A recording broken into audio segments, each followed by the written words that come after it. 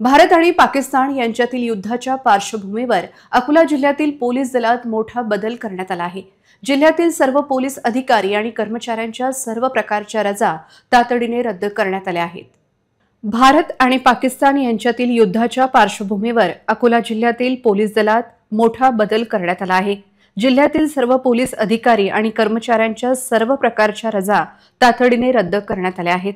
तसेच जे कर्मचारी सध्या रजेवर आहेत त्यांना आज संध्याकाळपर्यंत 9 मे 2025 रोजी आपल्या कर्तव्यावर तातडीने रुजू होण्याचे स्पष्ट निर्देश पोलीस विभागाच्या वरिष्ठ अधिकाऱ्यांनी दिले आहेत।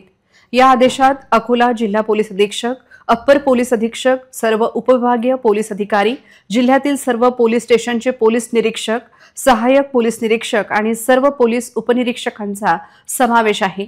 यासोबतच अकोला जिल्ह्यातील कर्तव्यावर असलेले सुमारे 2500 पोलीस कर्मचाऱ्यांसाठीही निर्देश लागू करण्यात आले आहेत।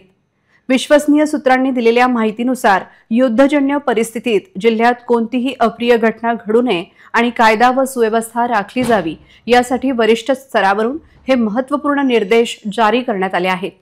त्यामुळे आता जिल्ह्यातील पोलीस यंत्रणा अधिक सतर्क झाली असून कोणताही अनुचित प्रकार टाळण्यासाठी सज्ज झाली आहे।